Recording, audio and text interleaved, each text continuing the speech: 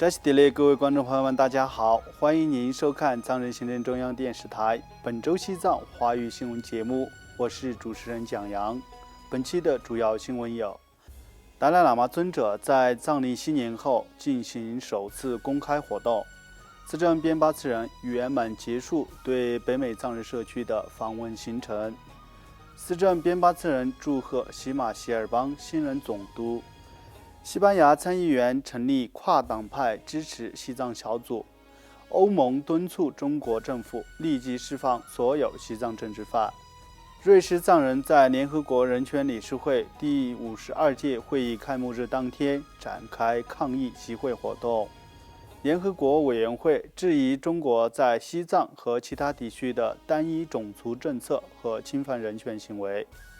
驻日本代表阿周亚博士出席对华政策跨国议会联盟东京论坛；澳大利亚6所周末藏语学校的100名学生参加西藏文化交流活动；巴西西藏之家举办题为“科学与宗教促进和平”的国际会议；世界各国藏人隆重庆祝藏历水土新年。下面请看详细内容。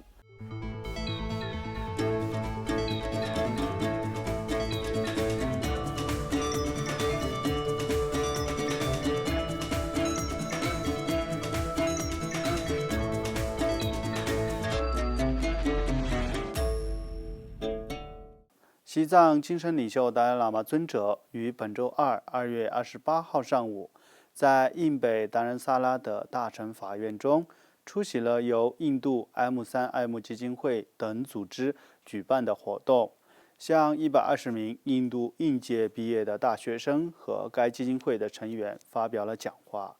达赖喇嘛尊者向与会的印度大学生们讲述了有关基于古印度智慧的心理研究的重要性。尊者表示，年轻的印度人在对现代技术感兴趣的同时，应该注重并接受古印度先辈们留下的宝贵知识，从而为世界和平做出贡献。尊者还强调，他希望在有生之年看到一个没有武器和暴力的世界。此外，藏人行政中央司政边巴次仁于2月17号在加拿大阿尔伯塔省卡尔加里向当地藏人协会的执行委员和藏人民众发表讲话。司政向当地藏人民众介绍了第16届嘎夏的工作状况及未来几年的行政计划，其中包括维持印度境内各藏人定居点的延续和增强藏人行政中央公务员的各项能力等计划。当天，司政还与阿尔伯塔省的藏人青年进行了互动交流，并向他们介绍了有关西藏境内的局势等问题。随后，司政圆满结束了此次对北美藏人社区的所有访问行程。另外，藏人行政中央司政边巴次仁于2月19号致函祝贺印度喜马偕尔邦新任总督西夫普拉塔普舒克拉先生。司政在贺函中感谢喜马偕尔邦政府和人民在过去的60多年里对达赖喇嘛尊者和流亡藏人提供的慷慨接待和坚定支持，并坚信印度与西藏人民之间的友谊和亲和力将进一步得到加强和巩固。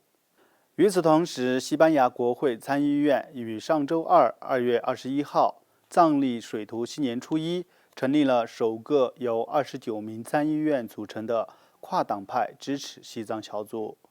藏人行政中央驻布鲁塞尔代表仁增曲征根康女士、第17届西藏人民议会欧洲区议员图登汪钦和图登嘉措，以及西班牙藏人社区主席仁钦卓玛等出席了成立仪式。司政边巴次仁通过视讯出席了成立仪式，并在致辞时对西班牙国会参议院成立支持西藏小组表示欢迎。驻布鲁塞尔代表仁增曲征根康女士对这一历史性的举措表示欢迎，并感谢主席和其他28位参议员的支持。第17届西藏人民议会议长堪布索南丹培也在随后致函西班牙参议员罗伯特·马西赫·纳哈尔先生，向新成立的支持西藏小组的成员表达了祝贺与感谢。此外，在布鲁塞尔举行的第38轮欧中人权对话中，欧盟就中国政府对少数族群实施的非法拘留、强迫失踪、酷刑虐待等案件表达严重关切，并敦促中国政府调查和制止其官员侵犯人权和国际法的行为。在2月27号举行的为期1天的会议上，欧盟代表强调了西藏、东土厥斯坦和中国各地的宗教、语言、文化和少数民族的处境，并呼吁立即释放所有西藏政治犯，其中包括藏人政治犯果希拉嘉措、仁钦次成和扎西多吉。藏人行政中央驻布鲁塞尔代表仁增须真根康女士欢迎欧盟敦促中国政府释放西藏政治犯，并对西藏境内紧张局势表达的关切。另外，在联合国人权理事会第52届会议开幕式当天，瑞士和列支敦士登藏人社区已于本周一2月27号在联合国驻日内瓦办事处大楼前组织了一次抗议集会活动，抗议中国政府不断侵犯西藏人权的行为。藏人行政中央驻日内瓦代表赤列曲季女士在集会活动上发言时，呼吁联合国会员国在即将召开的会议上提出西藏的人权状况。而列支敦士登藏人协会主席卡马曲居女士则呼吁联合国关注果希拉嘉措和其他人权维护者的案件，并敦促中国政府立即无条件释放他们。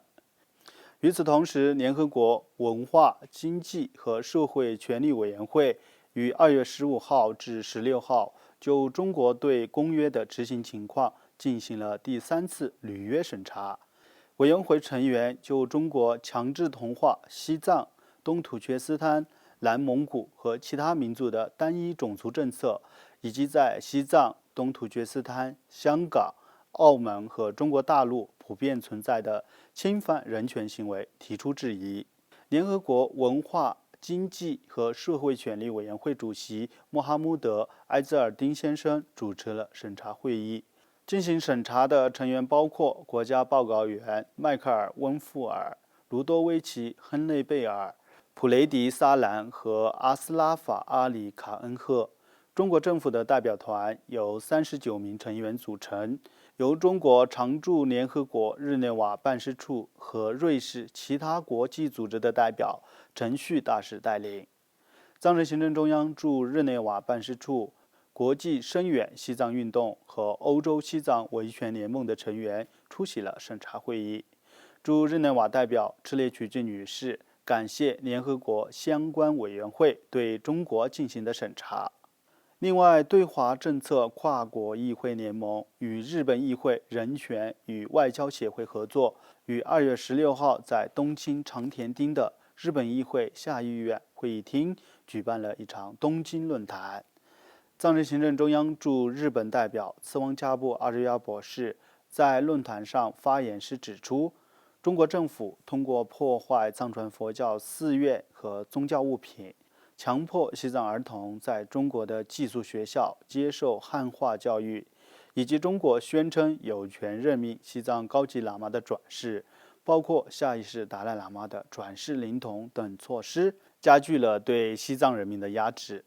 加拿大国会议员加内特·吉尼斯先生和日本国会议员周山康江在开幕式上致辞时谈到了人权的重要性以及民主和法治的普遍价值。他们呼吁民主国家团结起来，向违反这些普世价值、破坏世界秩序的独裁政府发起挑战。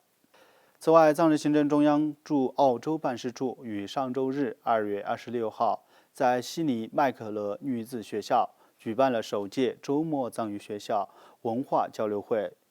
来自澳大利亚6所周末藏语学校的100多名藏人学生参加了此次活动。驻澳洲代表噶玛森格先生在致辞时指出，这次文化交流活动是为所有藏人学生提供一个机会和平台来展示他们的能力和才华。参加此次活动的还有第17届西藏人民议会奥雅区议员丹增平措先生、各藏人协会的主席及执行委员、澳大利亚各周末藏语学校的教师和家长等。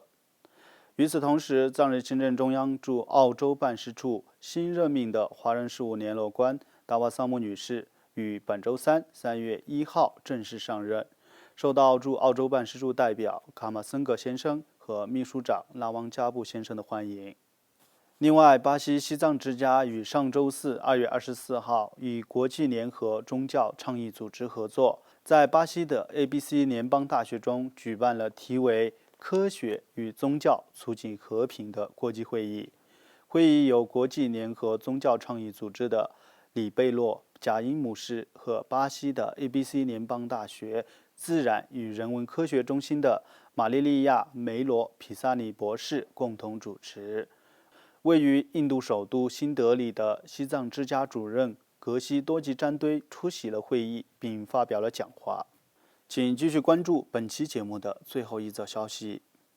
在2月21号藏历水土新年来临之际，流亡世界各国的藏人民众相续举办了各种活动，隆重庆祝了这一传统节日。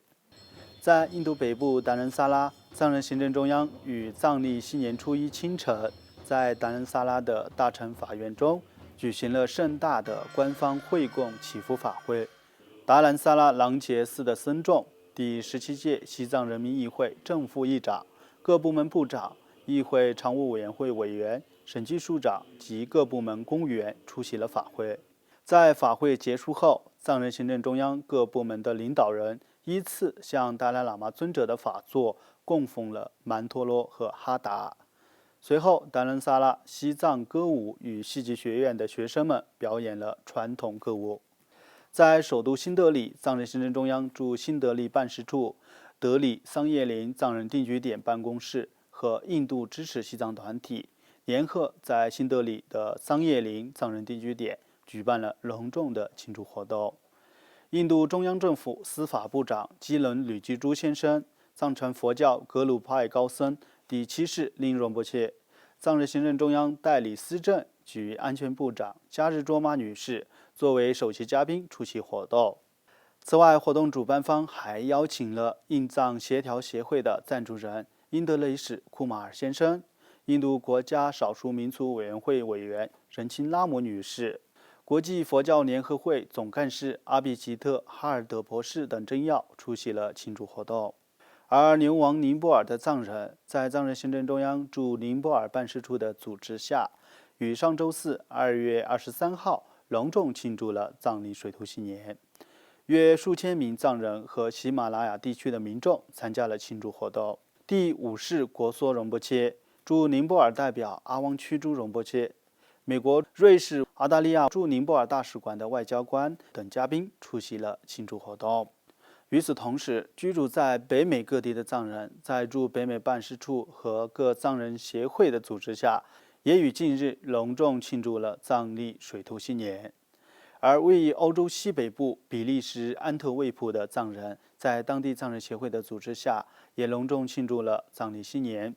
驻布鲁塞尔办事处秘书长赤列汪堆、梅托荣波切、安特卫普藏人协会及西藏青年会主席格西才丹等嘉宾与当地藏人民众一道出席了庆祝活动。观众朋友们，以上就是本期节目的全部内容。欲了解更多有关西藏境内外的讯息，请登录屏幕下方的网址。感谢您的收看，我们下期节目再会。